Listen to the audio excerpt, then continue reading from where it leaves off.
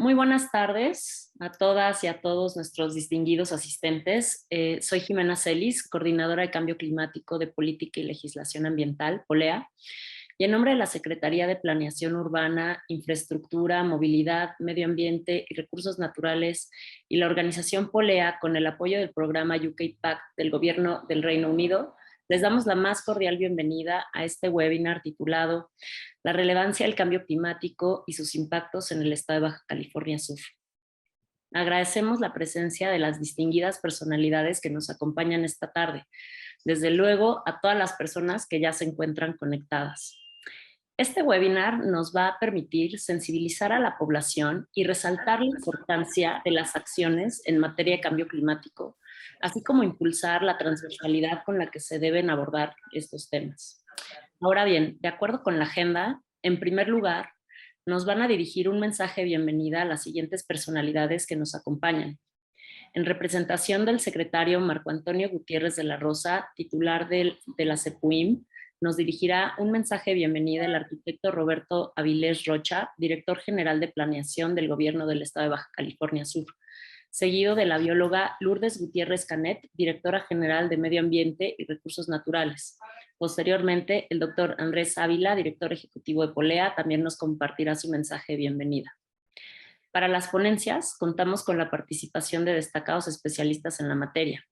Nos acompaña la doctora Antonina Ivanova, investigadora de la Universidad Autónoma de Baja California Sur, quien nos compartirá una presentación acerca de qué es el cambio climático. Posteriormente, el doctor Salvador Yuch Cota, investigador del Centro de Investigaciones Biológicas del Noreste, dictará la ponencia Causas y efectos del cambio climático, el caso de Baja California Sur.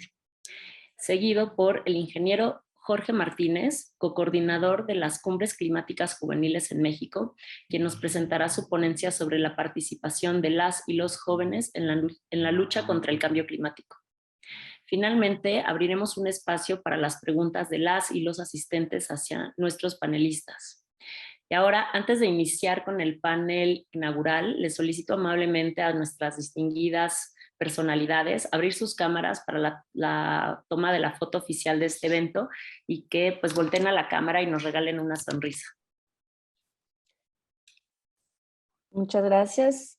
Volteen a la cámara. Ahí van.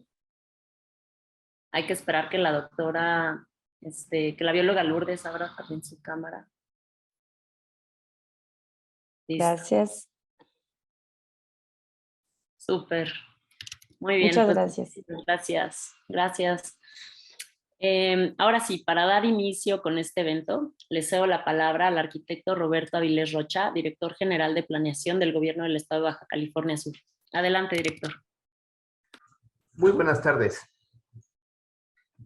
A todos los representantes de este primer webinar que se organiza en el marco del proceso de la elaboración de la ley del cambio climático para el Estado de Baja California Sur. En nombre de nuestro secretario, el ingeniero Marcos Antonio Gutiérrez de la Rosa, quiero dar mi más cordial bienvenida a quienes tuvieron la oportunidad de reunirse este día, académicos, representantes de organizaciones de la sociedad civil, compañeros de gobierno de los 3 niveles, jóvenes estudiantes, público en general, y a todas aquellas quienes están interesados en nuestro medio ambiente y los recursos naturales.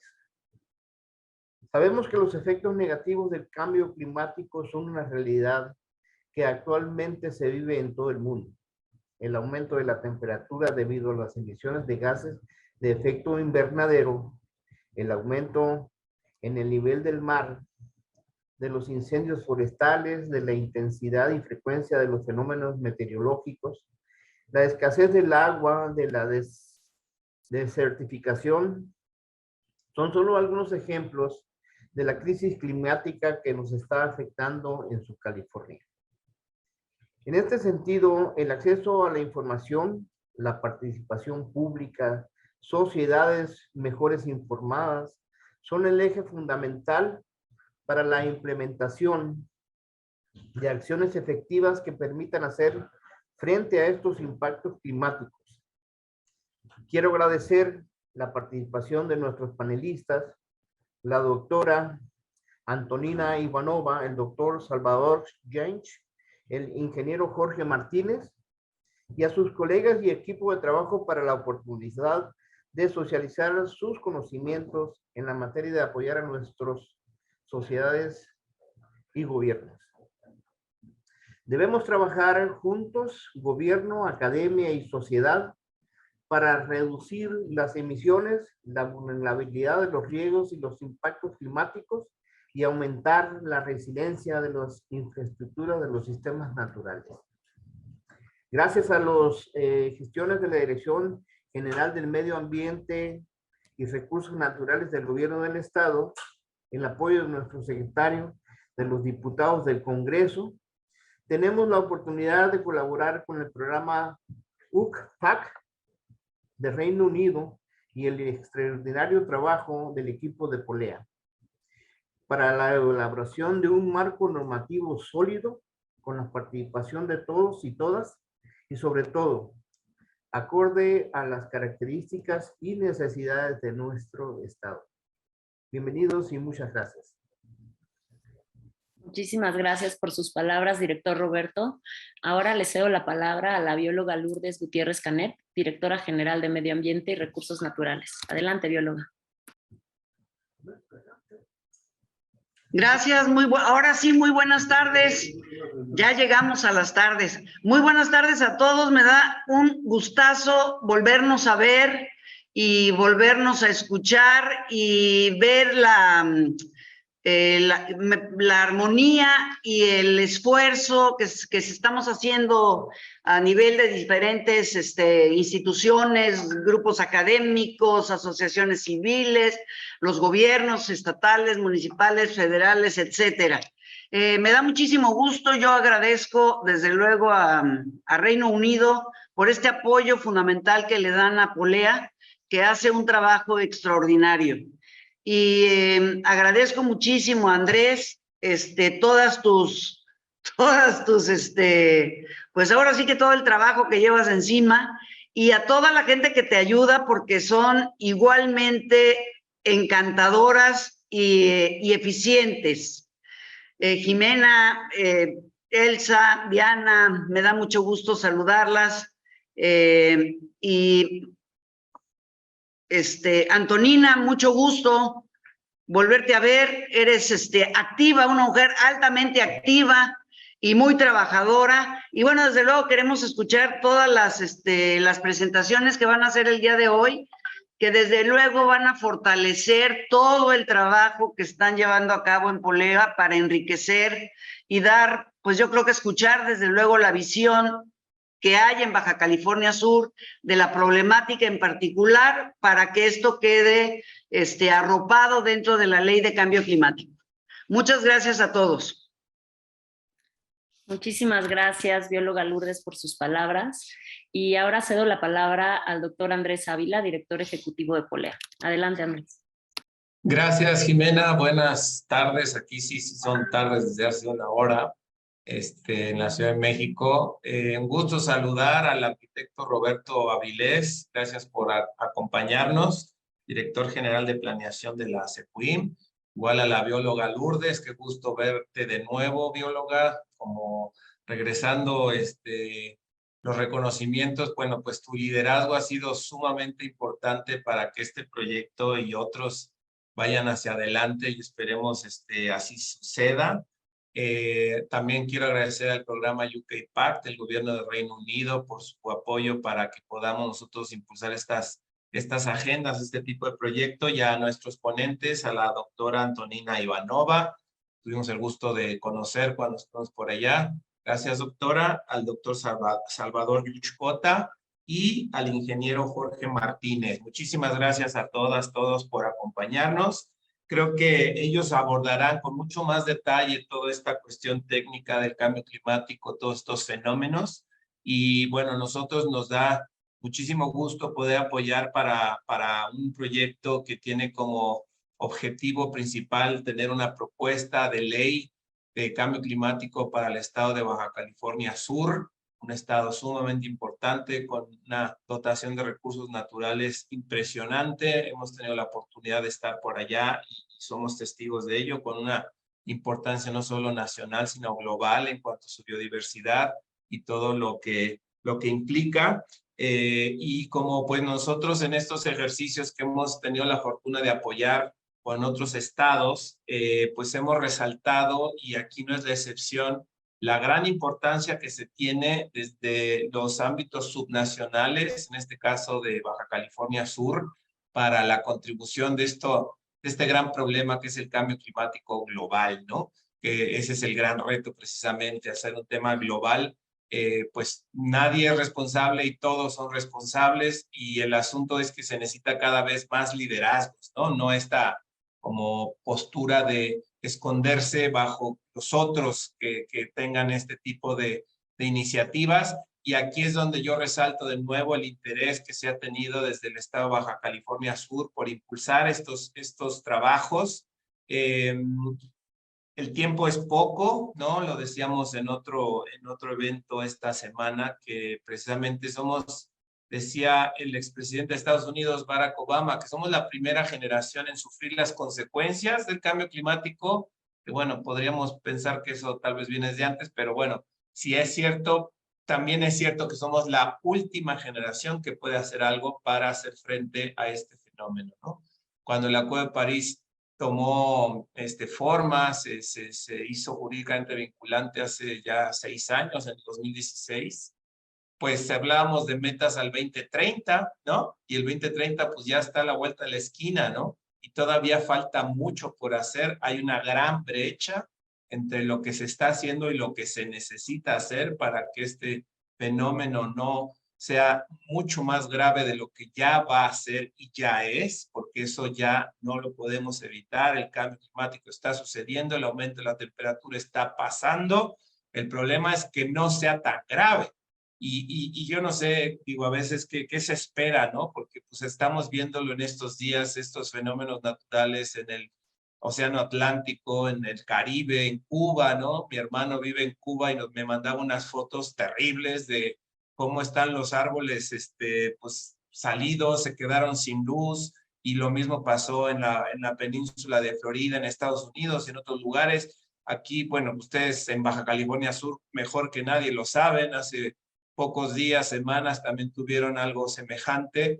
Y es cuando uno dice, bueno, ¿qué esperamos para reconocerlo, no? Como dice, bueno, ya pasó, entonces ya volvamos a la cotidianidad. Pues sí, pero la cotidianidad tiene que incluir estos temas de cambio climático, y no solo desde el frente ambiental, que nos queda claro ahí desde la trinchera de la bióloga se está trabajando, sino en todos los frentes. Es un tema de desarrollo, es un tema de impacto social, económico, que tiene que ver con sectores como el de residuos, el de transporte, el de energía, el de bosques, el de uso de suelo, todos ellos, ¿no? Entonces, tan importante este tipo de ejercicios. También nos queda clarísimo que en Baja California Sur hay muchísimo interés, ¿no?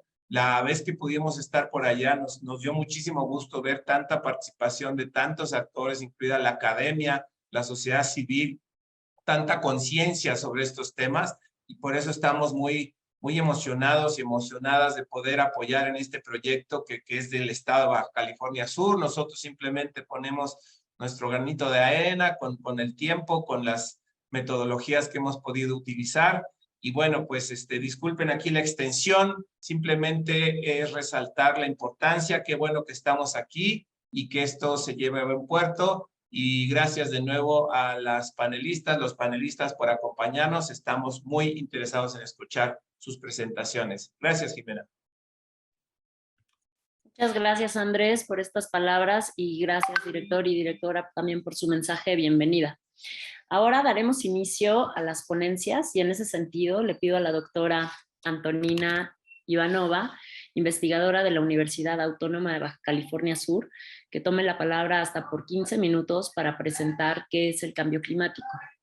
La doctora Antonina Ivanova es profesora investigadora del Departamento de Economía y coordinadora del Centro de Estudios APEC en la Universidad Autónoma de Baja California Sur.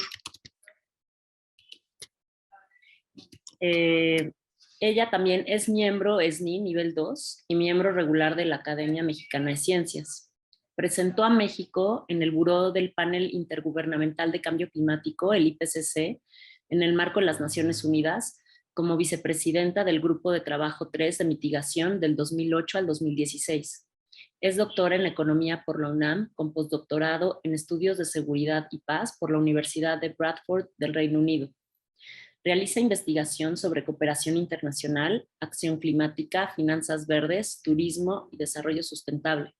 Autora y editora de 26 libros y más de 200 artículos en revistas arbitradas.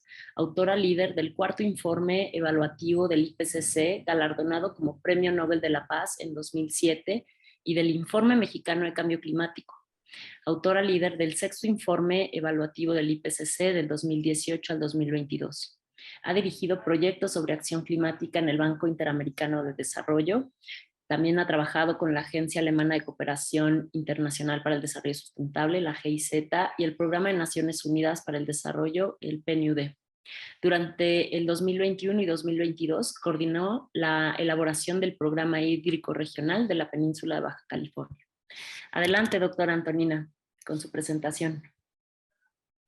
Bueno, muchas gracias por invitarme a este tan importante evento. Y voy a tratar en estos 15 minutos que se me otorgan dar una el cambio climático y ante todo relacionarlo con el desarrollo sustentable. En este sentido, quisiera comenzar con la siguiente diapositiva.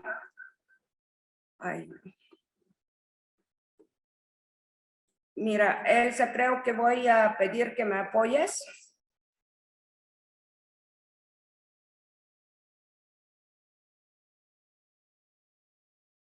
Bien, vamos a la primera diapositiva, por favor. Aquí estamos viendo los 17 objetivos que están relacionados con acción climática. 17 objetivos son los objetivos de desarrollo sostenible que fueron adoptados por las Naciones Unidas en el año 2015. Y esta vez, a diferencia de los objetivos de milenio, ya tienen un objetivo directamente relacionado con la acción por el clima y también 10 de los otros, vida submarina, vida de ecosistemas terrestres, la cooperación por la paz, el hambre, salud, agua, energía, etcétera, están directamente relacionados con la cuestión climática. Vamos a la siguiente, por favor. Aquí es importante mencionar también que los programas nacionales estratégicos, los así llamados PRONACE, que se adoptaron hace 1 año y medio, están también relacionados con los objetivos de desarrollo sostenible y por lo tanto con la acción climática. Esto es ya el veredicto del panel intergubernamental de cambio climático, que es probable o casi seguro ya que 95-100% del cambio climático, del calentamiento global, esté provocado por la actividad humana, que empezó desde el año 1850, cuando empieza la actividad industrial, iniciando de Inglaterra y con los otros países desarrollados. Vamos a la siguiente. Aquí vamos a ver ya una precisión más que salió ahorita en el 6º informe evaluativo del IPCC, los cambios de la temperatura de la Tierra. Vemos que lo tenemos desde el año prácticamente 500 y aquí se habla mucho que hay altibajas naturales del clima. Sin embargo, vemos que estos son muy poco pronunciados. Sí existen, por supuesto, pero desde 1850 tenemos una elevación muy alta en el clima de la Tierra. ¿A cuánto ha llegado el calentamiento desde la época preindustrial? A 1.5 grados centígrados. Y eso es un aumento muy pequeño, pero ha llevado ya, vamos a la siguiente, a varios impactos a nivel de la Tierra, que se sienten de los trópicos a los polos, en todos los continentes y en el océano, afectan a países ricos, a países pobres. Sin embargo, aquí tenemos que abrir paréntesis para decir que una cosa en la afectación es la exposición, y la exposición puede ser igual entre los países ricos y los países pobres. Por ejemplo, las islas al norte de Canadá pueden tener la misma exposición como los pequeños países isla. Sin embargo, la capacidad de respuesta es muy diferente. ¿Por qué? Porque los países desarrollados tienen los recursos financieros, el capital humano capacitado para responder, las tecnologías, etcétera, y no es así con los países en desarrollo. Vamos a la siguiente, por favor. Aquí necesitamos decir también que en los nuevos acuerdos, las responsabilidades históricas de los países desarrollados se están asumiendo aportando fondos a los fondos verdes climáticos para apoyar a los países desarrollados a realizar acciones de mitigación y de adaptación de acuerdo con los planes, la agenda climática, pero sin sustraer recursos de sus actividades primordiales que son combate de pobreza, educación, etcétera. Aquí podemos ver los sectores que producen más gases con efecto invernadero y este calentamiento se debe a esta acumulación de estos gases en la atmósfera terrestre. Si se acumulan los gases en la atmósfera, le quitan el efecto albedo que la atmósfera tiene por sí a reflejar los rayos del sol y el calor se acumula en la atmósfera calentando, por lo tanto, mar y tierra. Todos los que vivimos cerca de la costa sabemos que la tierra se calienta más rápido que el mar. Y el sector energético es el más importante en este sentido, seguido por agricultura, silvicultura, industria, transporte y sector residencial. La siguiente, por favor. Estos son los cambios proyectados en el clima. Los océanos seguirán calentándose durante el siglo. El nivel medio global del mar continuará aumentando durante el siglo XXI. Esto es muy importante para las zonas costeras y prácticamente la gran parte de nuestro estado es una zona costera.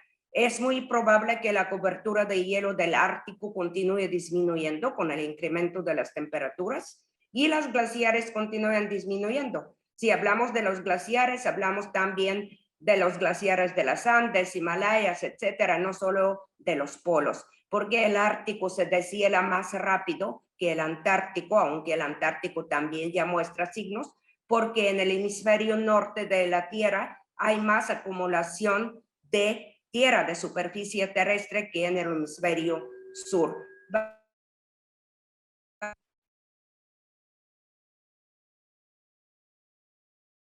Vamos a la siguiente lámina, por favor. Entonces, esto todo nos lleva a los impactos que ya se están presentando, que es escasez de alimentos y agua. Si en actividades de mitigación, lo más importante es disminuir el dióxido de carbono, que es el gas que en más cantidades se emite, en las cuestiones de adaptación, o sea, afrontar los impactos, lo más importante es el agua. La ciudad del Cabo de Sudáfrica hace 3 años ya se pronunció en día 0, falta completa del agua, y lamentablemente los otros 2 lugares que se pronostican a anunciar un día 0 son La Paz y Los Cabos en Baja California Sur, si las cuestiones van como usualmente, business as usual. Tenemos incremento de la pobreza por todo lo anterior, ya dijimos de las inundaciones costeras y desplazamiento de las personas. La siguiente, por favor. Tenemos las personas de los pequeños países, Isla, Kiribati, Vanuatu, Timbuktu, etcétera, que están migrando. Entonces, ellos se asientan en territorios de Nueva Zelanda y Australia por lo pronto, pero se prácticamente aniquila todo su modo de vida, tienen que empezar de 0 y se crean muchos problemas en este sentido. Y esto es ya del último informe, 6º informe, donde nos presenta las afectaciones en cuanto a los servicios ecosistémicos. Y estos servicios ecosistémicos están relacionados con el nuevo tipo de soluciones que se están fomentando, son las soluciones basadas en la naturaleza. Aquí vemos la abeja y las abejas presentan una mortandad muy grande en los últimos años precisamente por el calentamiento y la polinización que ellos están realizando está impidiendo a que se reproduzcan varias especies de flora a nivel mundial. Tenemos los recursos pesqueros, el turismo, las costas, la filtración del agua, el aire limpio, la misma regulación del clima. Para el estado de Baja California Sur ya va a hablar el colega, pero el recurso pesquero y el turismo son súper importantes, aparte también de la agricultura que tenemos en el norte y que está amenazada por las sequías y la salinización de los acuíferos que tenemos en el estado. Vamos a la siguiente, por favor. Y no olvidando también mencionar de la salud, olas de calor, tenemos también los zoonosis. Por ejemplo, lo que tenemos ahora del COVID es provocado también en parte por el cambio climático. ¿Por qué? Porque se propicia el acercamiento de algunas especies animales que tienen algunos microbios, algunos microorganismos que se trasladan al ser humano y pueden provocar algunas enfermedades que no se han visto. No es el COVID la primera pandemia, sino tenemos antes SARS, MERS, etcétera. Y bien, también los pronósticos dicen que tal vez las pandemias son nuestra nueva realidad, porque se pronostica que entre 5 y 15 años adelante podemos esperar una nueva pandemia, aunque ahorita se habla de la viruela del mono, que afortunadamente no es tan peligrosa y mortal. Aquí tenemos, bueno, la alegoría de los sapos. ¿Cómo puedes cocinar mejor un sapo? Lo pones en agua a tiempo, empiezas a calentar poco a poco el agua, entonces al ratito el sapo está bien cocido. No queremos que nos pase lo mismo, por eso tenemos que realizar actividades de prevenir, de mitigar. La mitigación es disminuir las emisiones de gases de efecto invernadero, o sea, afrontar las causas del cambio climático y adaptarnos. ¿Qué quiere decir la adaptación? Que nos adaptamos, hacemos acciones de prevención, o la adaptación reactiva, ya cuando pasan los eventos, nos estamos adaptando a los impactos presentes y futuros del cambio climático. El sapito se construyó un arco, como el arco de Noé, entonces está en el agua caliente tranquilamente. Entonces tenemos que pensar a futuro cómo nos vamos a adaptar. La siguiente, por favor. Estos son los elementos del desarrollo sustentable y las interconexiones con el cambio climático. Por supuesto, el cambio climático tiene que ver tanto en el pilar económico, ¿no? Porque está afectando varias actividades, ¿no? Está afectando el turismo, la agricultura, está desplazando personas de las costas, de algunos países ya como dijimos, pero también lo importante es tomarlo en cuenta en el pilar social y también en los asuntos ambientales, ¿no? Los asuntos ambientales ya está claro, ya dijimos los impactos. ¿Y qué vamos a decir del pilar social? Tenemos que hacer las comunidades partícipes en las acciones de cambio climático. Tenemos que empoderarlos, darles la información adecuada y también que ellos participen con la planeación de abajo para arriba en la formulación de planes de acción climática, que empero tienen que ser parte integral de los planes de desarrollo sostenible, en su implementación y en su monitoreo, y poder pedir cuentas si las cuestiones no salieron como estaban planeados al principio. Siguiente, por favor. Ahorita tenemos el desarrollo sustentable con la adaptación. Ya dijimos que es la adaptación, pero tiene mucho en común con el desarrollo sustentable. La equidad en el acceso a los recursos, desarrollo de capacidades humanas y sociales. Otro clic, por favor. Acceso a los mecanismos para afrontar el riesgo, desarrollo de la capacidad institucional. Las instituciones y la colaboración entre las instituciones son súper importantes para tener unas políticas adecuadas. Entonces, los problemas sociales y ambientales quedan sin apoyo efectivo cuando el crecimiento económico tiene prioridad, ¿no? Sí tenemos que desarrollarnos, crecer, pero en una vía verde y tener políticas adecuadas para eso. La siguiente, por favor. El desarrollo sustentable tiene mucho que ver también con la mitigación. La vía dominante desde que empezó la industrialización en 1850 se ha caracterizado por altas emisiones simultáneas de gases con efecto invernadero y presión sobre los recursos naturales. Clic, por favor. Y comprometerse con las vías de desarrollo alternativo requiere cambios importantes en muchas áreas: la estructura económica, distribución geográfica de actividades, tenemos los ordenamientos territoriales, los padrones de consumo responsable, la economía circular, por supuesto la demografía. Y en la mitigación tenemos dos vías. Tenemos cómo vamos a disminuir los gases con efecto invernadero en cada sector, y también la otra vía es proteger y reforestar los sumideros de carbono, los bosques, los humedales y los manglares. Siguiente, por favor. Esto es la gobernanza de la acción climática, como tenemos que verla en una representación integral a nivel internacional hasta llegar a un nivel subnacional. Participan los países desarrollados en desarrollo, por supuesto, tienen responsabilidades comunes pero diferenciadas, ¿no? Como dijimos, los países desarrollados tienen que responder a su responsabilidad histórica.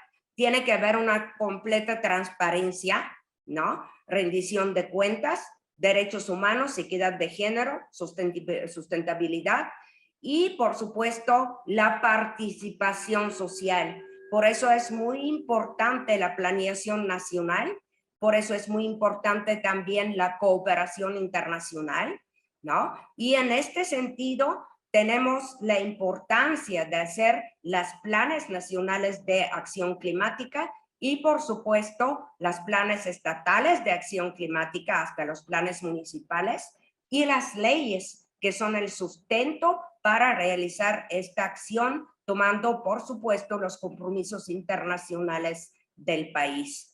Todas estas políticas tienen que tener un impacto deseado, ser efectivas, eficientes, coherentes, sustentables, equitativas, como dijimos, mujeres, jóvenes, etcétera, tienen que participar y tienen que ser inclusivos para todos los estratos de la comunidad, las comunidades pesqueras, agrícolas, indígenas, los grupos más vulnerables. Siguiente, por favor. Y aquí tenemos el Acuerdo de París, que es el instrumento más importante que tenemos ahora.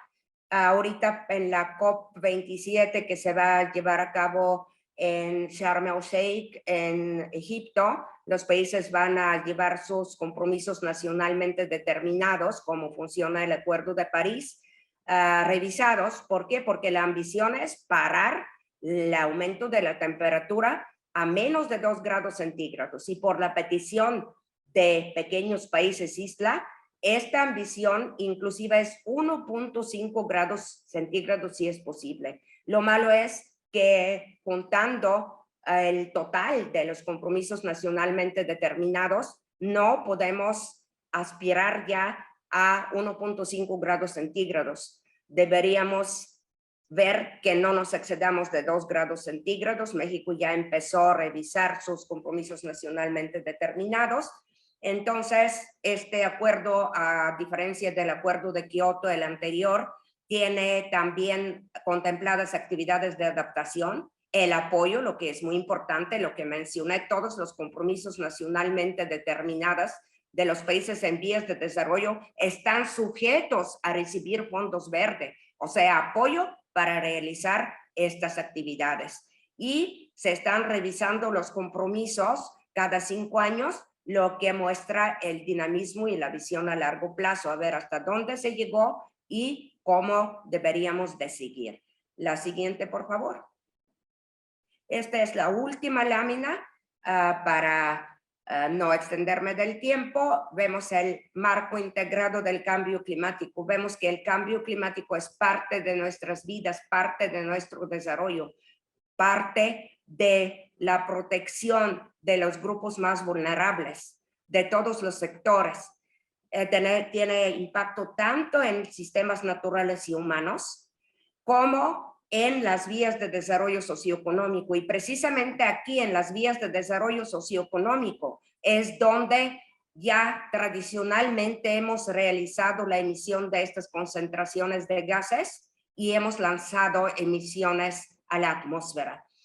Por eso, estas vías de desarrollo socioeconómico tienen que revisarse. Tiene que revisarse tanto la tecnología como la participación de todos los sectores, como el fomento de la gobernanza y trasladarnos a vías de desarrollo verdes y sustentables, ¿no?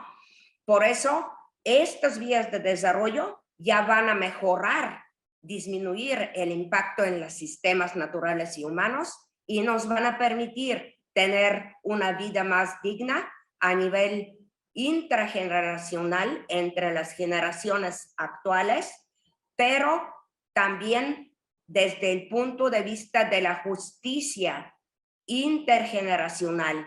Vamos a proteger los derechos humanos de las futuras generaciones de estos impactos nocivos que, como bien dijo el director Andrés Ávila, nosotros somos la última generación que tenemos esta posibilidad. No vayamos a desperdiciarla. Muchas gracias. Muchísimas gracias, doctora Ivanova, por la excelente ponencia que nos acaba de ofrecer. Y aprovecho para recordar a las más de 70 personas que nos acompañan en este webinar que nos pueden dejar sus preguntas en el apartado de preguntas y respuestas que se encuentra en la parte inferior derecha de sus pantallas, para que al final de las ponencias de nuestros panelistas ellos les puedan contestar las mismas. Muchísimas gracias. Toca ahora el turno de la presentación titulada Causas y efectos del cambio climático, el caso de Baja California Sur, que será conducida por el doctor Salvador Yuch Cota, investigador del CIBNOR. El doctor Salvador es investigador titular del Programa de Ecología Pesquera del Centro de Investigaciones Biológicas del Noreste, donde hace investigación en sistemas marinos, recursos pesqueros y cambio climático. Ha participado en 2 ocasiones en la elaboración del informe de avances del Grupo 2 del Panel Intergubernamental de Cambio Climático, en 2014 en el capítulo de Océanos y en el 2022 en el de Alimentación. Es miembro nivel 3 del Sistema Nacional de Investigadores, miembro regular de la Academia Mexicana de Ciencias y pertenece al Sistema Estatal de Investigadores de Baja California Sur. Adelante, profesor. Adelante, perdón, doctor Salvador. Tiene 15 minutos para su presentación.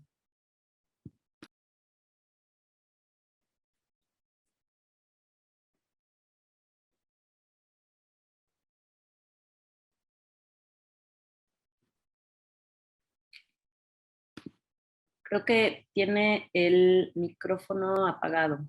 Sí, muy amable. ¿Me confirma si se ve en mi pantalla? Sí, ya vemos y escuchamos. Muchas gracias. Pues empiezo por agradecer la oportunidad de estar con ustedes, de permitirme participar en este seminario y tratar de abordar este tema, si no con una profundidad técnica imposible en 15 minutos, sí por lo menos de reflexionar sobre algunos elementos que podrían ser de utilidad en el proceso que está arrancando, tanto de la ley como de la construcción del Consejo Consultivo Cambio Climático. No vamos a dar cifras particulares, pero podemos abordar cosas a lo mejor en la parte de preguntas y respuestas. Afortunadamente está la doctora Ivanova con nosotros, que conoce muy bien muchas de las particularidades del tema de cambio climático en la región, puesto que ella coordinó la última versión, la única hasta donde entiendo, del Plan Estatal de Acción Climática para Baja California Sur. Entonces, bueno, me gustaría empezar comentando justamente del documento que mencionó la doctora Ivanova, que es el último informe del IPCC, justamente el Grupo 2 este año es que publicó su contribución, que es en relación al impacto, adaptación y vulnerabilidad. Y me gustaría retomar de este documento, que es un documento muy extenso, unos cuantos mensajes clave que me gustaría compartir. El primero es que efectivamente la evidencia es inequívoca en términos de que el cambio climático es una amenaza para el bienestar de la humanidad del planeta, que cualquier retraso en la toma de acciones globales concertadas causará que se pierda una estrecha ventana de oportunidad para asegurar un futuro viable. Que no solo es el informe da cuenta en diversas secciones de efectos asociados a otras variables que no son solo la temperatura, es decir, tenemos que poner atención también en la distribución de la humedad, en la precipitación, vientos, presión, etcétera, en diferentes regiones del planeta, y algunas de estas variables incluso afectando los sistemas naturales y los sistemas sociales de forma más inmediata, más apremiante que la propia temperatura. También que no solo el aumento, lo único que nos preocupa actualmente no es el aumento de la temperatura nada más, en términos de la temperatura, sino también de su variabilidad. No es el puro promedio de la temperatura, sino la cantidad de veces que se alcanzan valores extremos, en lo que le llamamos variabilidad o clima extremo. Y finalmente, que los impactos ya en los sistemas naturales y más aún en los sistemas sociales no siempre son directos y fáciles de detectar, sino que pueden ser indirectos, no lineales, y su detección oportuna es muy complicada. Entonces es otra información que debemos tener a mano.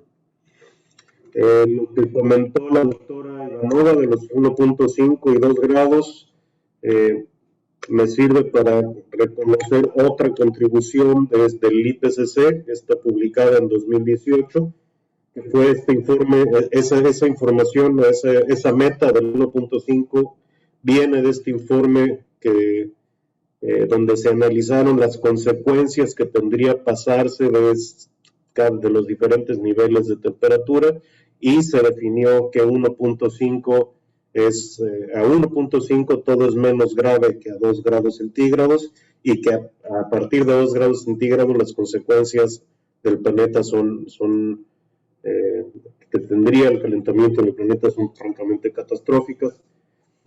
Y algunos elementos, por ejemplo, que ya llevamos de ese 1.5, pues ya llevamos como entre 0.8 y 1.2 a nivel planetario, sea cual sea la causa, respecto a niveles preindustriales. También que existe lo que sea contribución del CO2 atmosférico, pues existe una inercia de calentamiento, es decir, no cualquier acción de revertir no es inmediata, hay una inercia importante. Y que, pues bueno, las metas no están nada optimistas, ¿no? No son nada alentadoras para alcanzar a quedarnos abajo de los 2 grados centígrados. Las emisiones globales tendrían que andarse reduciendo en alrededor de 25% antes del 2030 y ser básicamente cero para el 2070. Emisiones de balance cero, pues es una meta sumamente ambiciosa, muy lejos de la realidad que vivimos hoy día, ¿no? Y pues ya, como dijo la doctora Ivanova, incluso el tren del 1.5 ya se nos pasó, porque para alcanzar un calentamiento máximo de 1.5 tendríamos que andar empezando a secuestrar más carbono del que producimos, ¿no? Entonces no solo bajar a cero las emisiones, el balance de emisiones, sino estar capturando más de lo que producimos, emisiones negativas, que está, insisto, muy lejos de nuestra realidad. Y esta gráfica me permito ponerla pues simplemente para hacer hincapié en ese sentido de urgencia en la toma de acciones. Lo que nos trata de representar esta gráfica es que más o menos, como bien dijo la doctora Ivanova y antes que ella, algunos de los panelistas de la mesa de introducción, que quizá estamos frente a la última oportunidad en el tiempo de definir un futuro que nos agrade a largo plazo, y que si perdemos esa oportunidad de tomar las acciones necesarias en este momento, a lo mejor ya no alcanzamos, aun cuando tomáramos acciones muy drásticas en el futuro, ya no alcanzaríamos a tener esa situación deseada de aquí a 80 años, a 100 años, ¿no? Y que cada vez que, por supuesto no es la única vez que vamos a tener una situación de encrucijada, vamos a estar enfrentando la necesidad de tomar decisiones permanentemente, pero cada vez que tardemos en tomar las decisiones adecuadas, la posibilidad de regresar hasta los niveles deseados del futuro, pues son cada vez más lejanas, ¿no? Y se vuelven inviables. Y más directamente nos llevan a un futuro indeseable y en muchos sentidos catastróficos en términos de injusticia social, de bienestar de la humanidad, y particularmente grave para los grupos más vulnerables del planeta. En la escala estatal, que fue lo que realmente me pidieron que abordara, nada más que quería yo comentar esos elementos primero. Más o menos es la misma cosa, por supuesto, el destino de la humanidad pues es un tema global, pero las acciones y la planeación que podemos tomar pues tiene un carácter pues entre local y regional, ¿no? Entonces, bueno, para el diseño de cualquier acción a nivel local o estatal en este caso, necesitamos primero tener una idea de los impactos locales observados y proyectados del cambio climático. En función de ellos y de la caracterización de nuestros sistemas, tanto naturales como sociales, el análisis de la vulnerabilidad y riesgo, con estos dos elementos, la definición de qué necesidades y oportunidades de acciones tenemos, tanto en la mitigación como en la adaptación, y cómo les damos seguimiento a estas dos. Sabemos, por ejemplo, que para nuestra región y para muchas partes del planeta, pero particularmente para nuestra región, la variabilidad entre años puede ser una cosa que nos afecte de manera muy importante. En la gráfica en el panel de abajo, por ejemplo, lo que ven ustedes es la tendencia del cambio del nivel del mar, que es una de las consecuencias que se mencionan del cambio climático, con una tasa pues importante, pero relativamente baja de como 2 milímetros por año desde 1950, según este modelo en particular. Que digo, pues sí es una situación de cuidado, pero a esas escalas es más o menos manejable. El problema es que durante años anómalos el aumento del nivel del mar sobre la línea base de lo que de por sí está aumentando en el largo plazo, pues es cada vez más dramático. Y si además pensamos que la variabilidad, como decíamos al principio, lo que esperamos es que la variabilidad aumente, pues hay elementos para suponer que este tipo de eventos sean cada vez más frecuentes e intensos en el futuro, y entonces la cantidad de tiempo que estemos sometidos a niveles del mar muy anómalos va a ser cada vez más frecuente, y por lo tanto, pues, por ejemplo, la degradación de zona costera, afectaciones a infraestructura y demás. Entonces, no es solamente el cambio del nivel del mar, sino, insisto, particularmente el que los eventos extremos pueden estarse incrementando en su frecuencia y peligrosidad. Sabemos por estudios, particularmente por toda la serie de diagnósticos que se construyeron alrededor del Plan Estatal de Acción Climática, tenemos algunas ideas muy claras de las áreas en las que hay que tener más atención. En el caso de Baja California Sur, por ejemplo, el tema de recursos hídricos, por supuesto, los perjuicios asociados a inundaciones costeras, que es parte de lo que comentaba la lámina anterior, de la acidificación del océano, pues tenemos idea de que sus impactos podrían ser importantes, aunque no tenemos ninguna posibilidad de ver tendencias, porque no tenemos datos antiguos de este componente, pero sí podemos ponerle atención por los impactos que podría tener, sobre todo en la acuicultura. La tropicalización y desplazamiento latitudinal de fauna marina, incluidos recursos pesqueros, la incidencia de eventos extremos como ciclones y tormentas. No es que antes no hubiera ciclones y que no hubiera ciclones fuertes y que no hubiéramos escenas como las que vemos asociadas a los ciclones hoy día. No es que antes no existieran, pero el tema es que su frecuencia fuera cada vez mayor y su peligrosidad fuera cada vez mayor. Y asociado a eso, pues cambio en los cauces de arroyo, pérdida de vegetación y suelo, el tema de desertificación y sequía en el estado es pues, tremendamente importante. Asociado a las cosas anteriores, pues impactos en recursos pesqueros, biodiversidad, por lo tanto en sectores productivos del sector primario como agropecuario y pesquero o de servicios como el turismo, y con la consecuente sus impactos en la sociedad y economía de nuestro estado. El último renglón me parece muy importante. Sabemos en realidad poco. Es un estado que cuenta con una cantidad importante de investigadores per cápita y sin embargo sabemos relativamente poco de los impactos del cambio climático a nivel local, y lo que sabemos básicamente no está actualizado. Entonces, sí hace falta un montón de esfuerzo de la academia y de imaginarse formas para mantener actualizada la información técnica asociada a los impactos del cambio climático y los análisis de vulnerabilidad. Si ya tuviéramos eso, ¿cómo pasamos a la identificación de necesidades y oportunidades de acciones?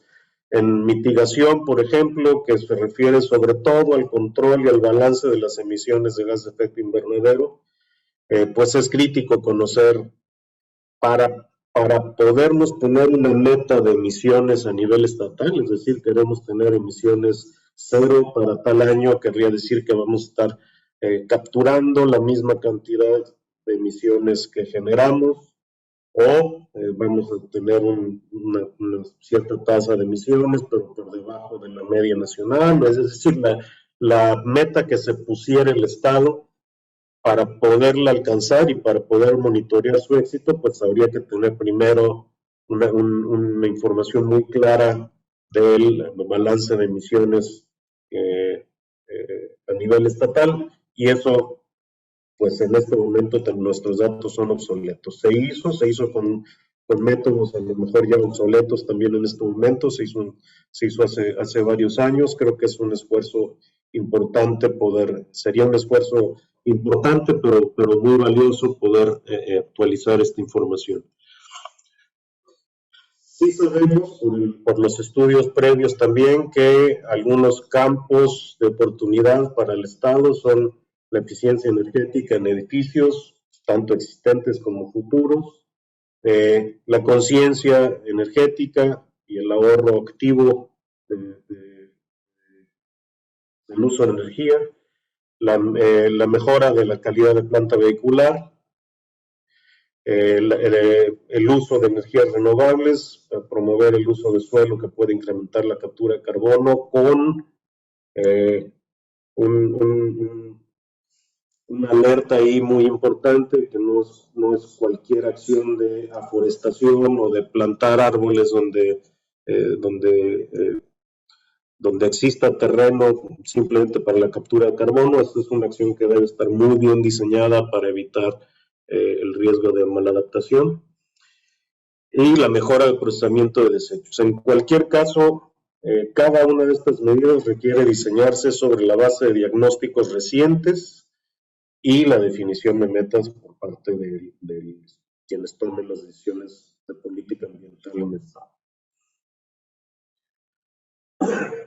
Y respecto a la adaptación y por supuesto seguimiento, me gustaría nada más comentar, también hay algunas cosas que ya se han visto en términos de la adaptación incremental. Esto es de lo que a lo mejor ya venimos haciendo, se puede hacer mejor o se puede implementar con relativamente, con cierta facilidad, y que depende mucho de la participación de la población, pues cosas como el desarrollo, bueno, este es de planeación del desarrollo, por supuesto, por parte de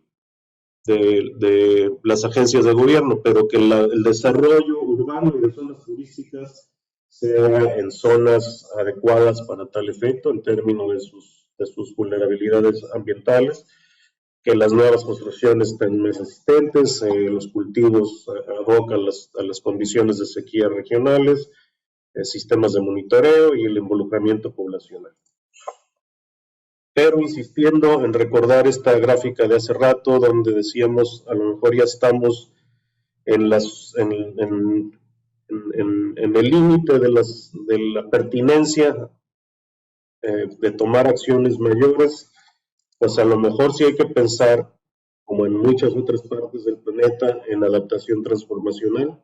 Estos son acciones mucho más profundas de las que normalmente incluyen los planes de adaptación más conservativos, más conservadores, porque implican cambios profundos en la sociedad. Por ejemplo, y no es propuesta, nada más son ejemplos, reordenamiento territorial o la redefinición de vocación de la vocación productiva de una región o de un estado, la interconexión de cadenas productivas, que es pensar diferente en los sistemas productivos que a lo mejor hasta están sectorizados en diferentes partes y que se tienen que pensar como cadenas enlazadas, etcétera. Son cambios de forma de pensar y forma de manejar el desarrollo económico y social con mucha mayor profundidad de la que hacemos actualmente. Y me gustaría terminar con estos tres reflexiones sobre la adaptación transformacional, que es por lo que estamos viendo, y lo menciona el informe del IPCC para todo el planeta, es en la mayor parte del mundo es necesaria y relativamente urgente, y tiene que ser real, no puede ser, no caben ya simulaciones en este tipo de medidas, tiene que ser real y es necesaria y urgente. Requiere un diseño cuidadoso, especialmente por el enorme riesgo de maladaptación que conlleva. Entonces, tienes que estar basada en información técnica muy responsable.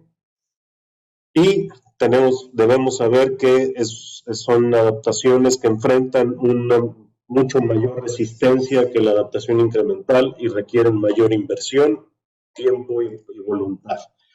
Para el caso de acciones, a lo mejor desde el gobierno o desde la sociedad en el corto plazo, pues necesitamos información técnica y científica. Esto es como una reflexión de lo más urgente que tendríamos que estarle entrando a nivel estatal. Necesitamos información técnica y científica actualizada y pertinente, necesitamos un plan de adaptación y medidas de mitigación muy claritas que podamos, como una guía, podamos seguirlas y podamos evaluar su aplicación en el tiempo y su éxito, y necesitamos pensar en opciones de adaptación transformacional para la región a mediano plazo.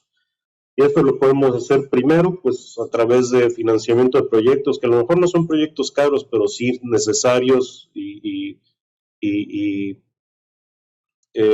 relativamente urgentes, enfocados a integrar inventarios de emisiones, por ejemplo, o identificación de impactos. Y por otro lado, lo que pienso más urgente es garantizar la actualización periódica del Plan Estatal de Acción ante Cambio Climático del Estado como instrumento técnico base para diferentes órganos consultivos o la toma de decisiones.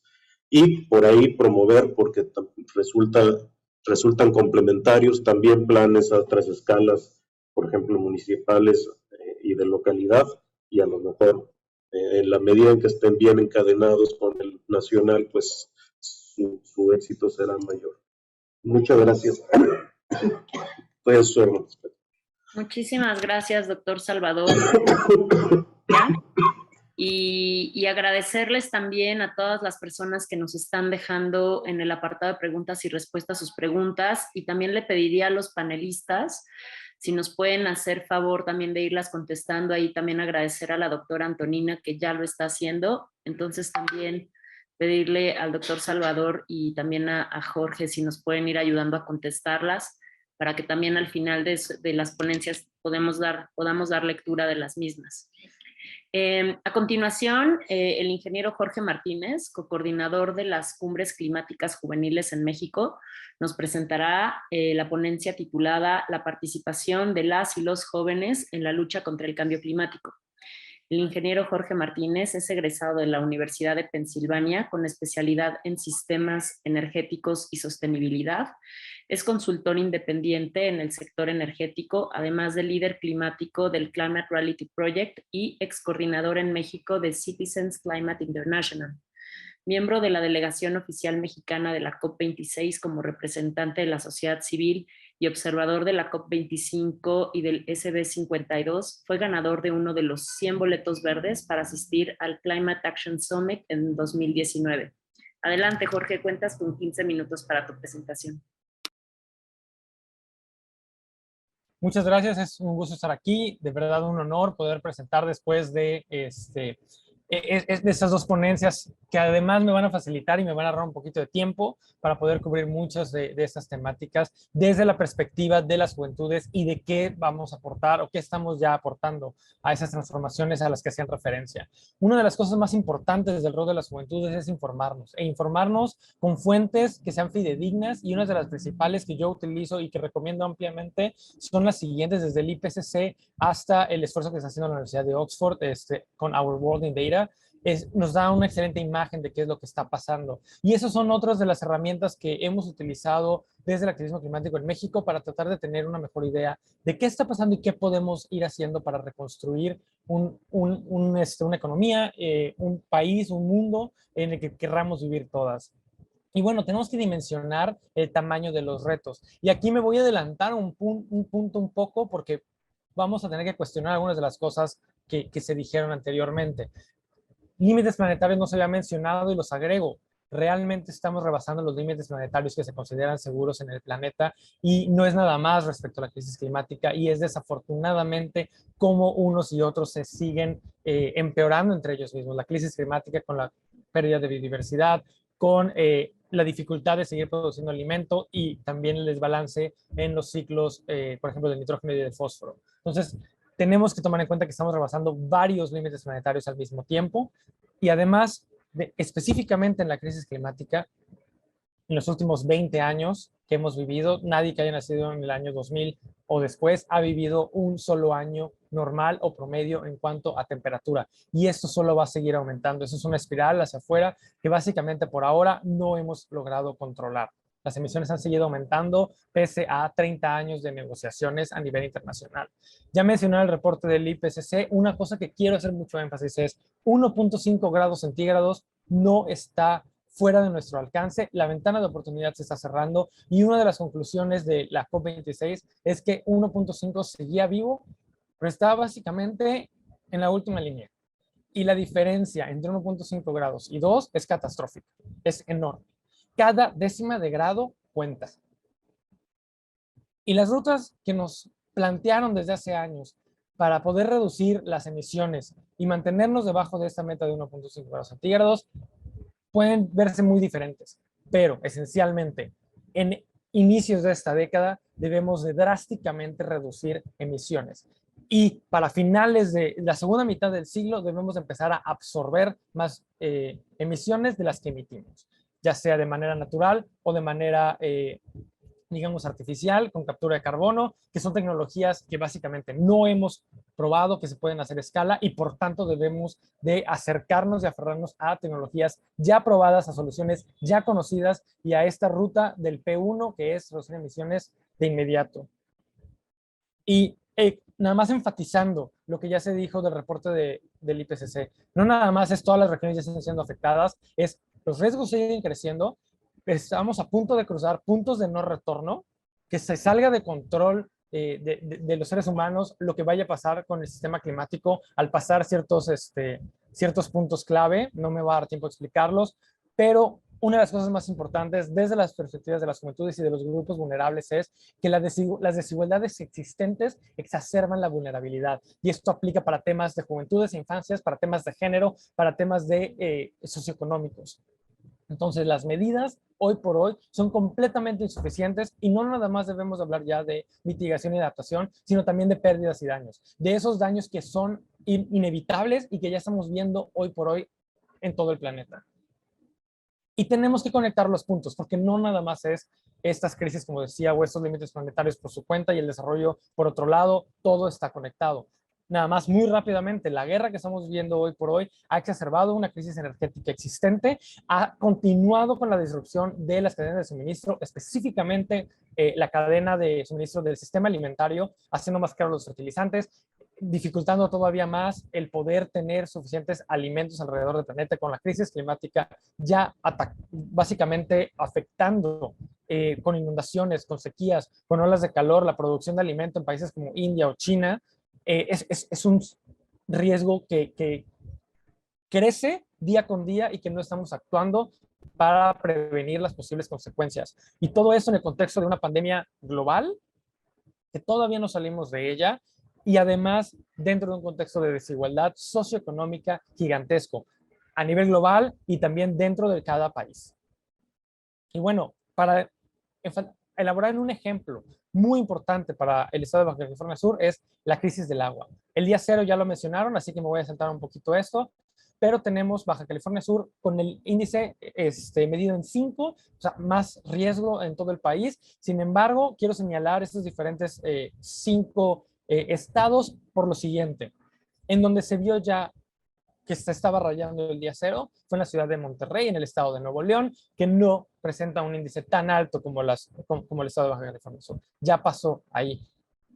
Y se estuvo trabajando mucho, incluso tratando de colaborar con un estado vecino, que básicamente la respuesta fue no, no te vamos a ayudar a resolver esa crisis porque nosotros tenemos nuestra propia problemática y escasez de agua. Y esto es San Luis Potosí con un índice de 3.23, diciéndole que no a Nuevo León con 4.44, que de verdad estaban a punto de quedarse sin agua. Sin embargo, ese tema de las sequías, yo quiero ponerlo un poquito en contexto. El estado de Veracruz no se está tomando en cuenta que ya estamos en crisis hídrica. ¿Por qué? Porque esta pérdida del producto agrícola y esta pérdida de escasez de agua viene por 2 vertientes diferentes. Número 1, la mayoría del agua en el estado de Veracruz, el 50% de la zona conurbada de Veracruz, Boca del Río, viene del deshielo, viene del Pico de Orizaba, y el deshielo del Pico de Orizaba está previniendo que tengamos esa agua. Y eso está directamente relacionado con el cambio climático. Si seguimos pensando que el deshielo de los glaciares va a afectar a los osos polares y no a nuestras ciudades, sino a nuestra producción agrícola, simplemente no estamos conectando los puntos. Y esto pasó en el estado de Veracruz en 2019. 50% del producto agrícola se perdió en todo el estado. Ese es un estado cuya principal actividad económica es la producción agrícola. 2019. Y no es un estado que se considera en alto riesgo. El índice es de 1.65 y ya tuvimos 50% de la pérdida del producto agrícola en 2019. Y voy a hacer todavía más énfasis de experiencia personal. Cuando yo viví en la ciudad de Monterrey, nunca me faltó agua, pese a la crisis hídrica que se estaba viviendo hace un par de meses. Cuando regresé a Veracruz, en una semana, la primera semana que regresé, no había agua en mi casa. No estamos dimensionando realmente el riesgo tan grande que es esta crisis hídrica que se está viviendo en el país. Y no lo estamos conectando ni con los incendios forestales, ni la pérdida de alimentación, ni el alza de los precios.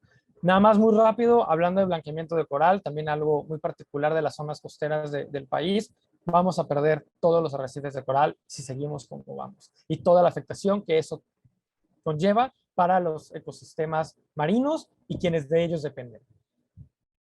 Y bueno, regresando a conectar los puntos. Se mencionó en la presentación de la doctora Ivanova cuáles ODS se conectaban. Esto es desde la visión de México, esto es el gobierno de México, de cuáles ODS se conectan. Recuerdo perfectamente que el 1 no estaba contemplado en la presentación de la doctora, pero yo lo que quiero decir, toda la Agenda 2030 se supone que es para atacar la crisis climática. Es una de las razones principales por las cuales siquiera existe la Agenda 2030. Todos los ODS, absolutamente todos, se relacionan de alguna manera u otra, directa o indirecta, con el cambio climático. Todos. Y no se está viendo así. Y eso es un problema. No estamos conectando lo suficiente los puntos. Sistema alimentario, por supuesto que está conectado. La equidad de género, por supuesto que está conectada. Acceso al agua y el saneamiento está directísimamente conectado con el cambio climático. Entonces tenemos que repensar muchas cosas para poder seguir avanzando como decían, sí mal adaptarnos con las transformaciones adecuadas. Un poquito más de contexto. ¿Qué nos dice el Climate Action Tracker respecto a las metas globales? Básicamente es que los países más emisores del mundo están haciendo completamente acciones insuficientes para reducir a la meta siquiera del Acuerdo de París menos de 1.5 grados centígrados. Ningún país del mundo está alineado con 1.5 grados centígrados de los 40 al menos que mide el Climate Action Tracker. Creo que hay 1 o 2 que pueden estar en línea a nivel global. Específicamente el G20, y hablando en específico de México, México fue uno de los muy pocos países que presentó una NDC para 2020 que era regresiva, que era menos ambiciosa que la que se presentó en 2015, y es uno de los únicos países que no tiene una meta a llegar a cero neto, y el único del G20 que no lo tiene. Entonces, poniendo en contexto esto, ¿cómo se ve a nivel global? La brecha de emisiones, me voy a saltar lo más detallado para irme a lo más sencillo.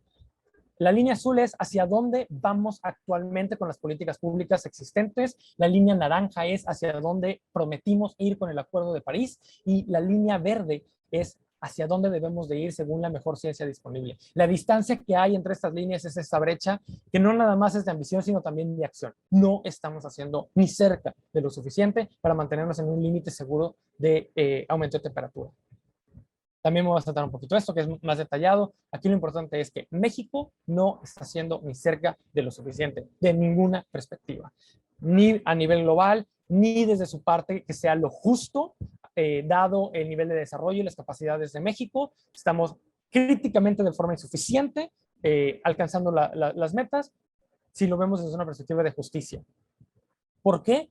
Porque a nivel global, los países que son altamente emisores, México incluido, no están haciendo lo suficiente, y los países que son altamente vulnerables en azul son quienes van a llevar y van a pagar los costos de esa inacción de los países altamente contaminantes, insisto, México incluido dentro de ese grupo.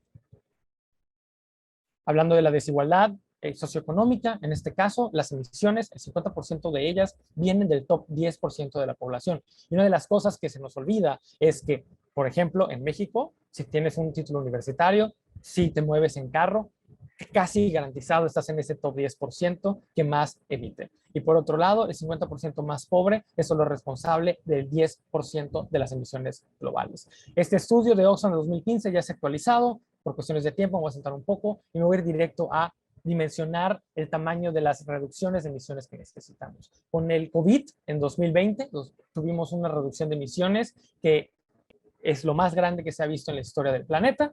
Y eso apenas iba alineado con lo que nos dice el reporte del IPCC de 1.5 grados, que tenemos que hacer de manera anual. Cada año debemos reducir emisiones del mismo tamaño, el mismo porcentaje que se vio con la pandemia de COVID.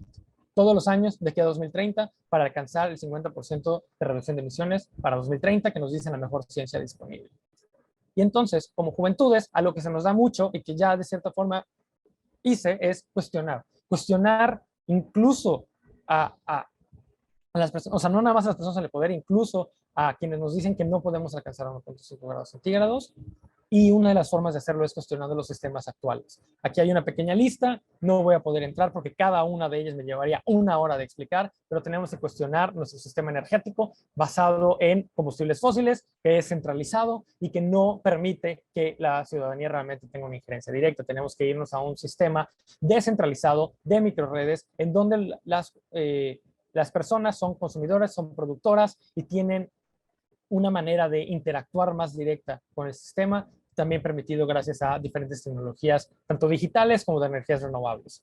El transporte, tenemos que cuestionar nuestro transporte desde si es necesario movernos siquiera, hasta cómo nos movemos, en qué nos movemos y cómo construimos nuestras ciudades para que no favorezcan una movilidad altamente contaminante, ineficiente y inequitativa. Tenemos que trabajar en el derecho a la ciudad, ya tenemos la Ley General de Movilidad Segura, tenemos que ver que se implementen en nuestras ciudades, en nuestros estados, de tal manera que se respete la jerarquía de la movilidad. Primero, las opciones de movilidad más eficientes, más limpias, más saludables y más accesibles, para que todas las personas tengan ese derecho a la ciudad y el transporte eficiente y seguro y limpio. Otro de los sistemas que tenemos que cuestionar, y esto muy rara vez se hace desde la ciencia, desafortunadamente, es el sistema alimentario. El sistema alimentario, cuando se trata de la cadena de suministro en productos basados en animales, agregan este paso de engorda que necesariamente hace 10 veces más ineficiente todo el sistema, simplemente por la ley del diezmo ecológico, básicamente por las leyes de la termodinámica, es más ineficiente tener un sistema alimentario basado en animales que uno basado en plantas. La transición hacia dietas basadas en plantas ya está pasando alrededor del mundo por muchísimas razones, pero tenemos que promoverlo desde la ciencia y desde la política pública para poder facilitar ese cambio.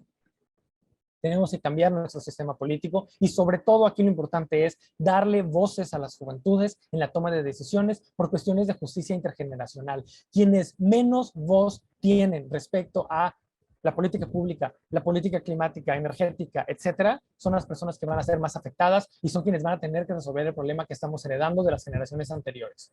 Tenemos que cambiar, y ese es uno de los puntos más importantes. En Dinamarca, en Holanda, por ejemplo, están teniendo procesos participativos que incluyen un consejo juvenil, el cual tiene derecho a voto, que puede vetar ciertas políticas si no van o son apoyadas por las juventudes.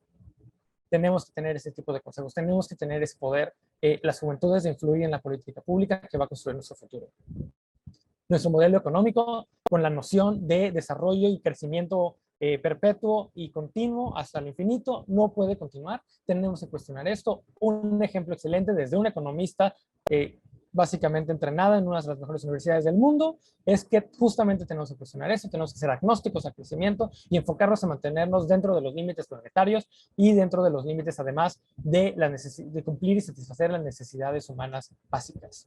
No me va a dar tiempo a entrar, como decía, mucho de esto, pero desde la visión de salud, una de las cosas que no hemos entendido es que estamos nada más tratando hasta arriba con la punta del iceberg en el tratamiento, ya cuando vino la pandemia, ya cuando vino la enfermedad, y entonces estamos de manera reactiva respondiendo a estas problemáticas. Tenemos que enfocarnos en la prevención. Ya sabemos de dónde vienen la mayoría de las enfermedades, que son de origen zoonótico, y no estamos cambiando nuestro sistema alimentario que está directamente conectado con esto. Tenemos que enfocarnos en prevención y en diagnóstico temprano de las enfermedades y una visión diferente del sistema de salud. No es nada más la salud pública, tenemos que entender cuáles son, digamos, todas las cuestiones que están afectando a la salud humana y no nada más quedarnos siquiera en salud humana. Tenemos que pensar más allá, tenemos que pensar en la salud a nivel global, una salud que se enfoque como el de One Health, que incluye la salud de los animales, pero también esta salud planetaria que incluye la salud de los ecosistemas, la salud de la biodiversidad, de la cual depende la salud y bienestar humano necesariamente. Esos son el tipo de enfoques que tenemos que cambiar y ese es el cuestionamiento que desde las juventudes debemos estar haciendo y no solo aceptar lo que se nos ha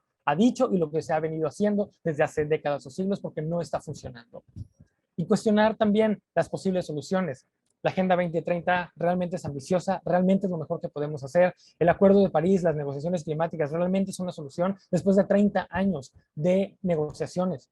¿Qué se ha hecho? ¿Ha cambiado siquiera la tendencia de las emisiones en el planeta o no? ¿Se necesita nada más aventar más dinero? ¿Se necesita nada más el financiamiento? ¿Qué se tiene que financiar? Esta COP va a ser la de pérdidas y daños, sobre todo por lo que hemos visto en este planeta.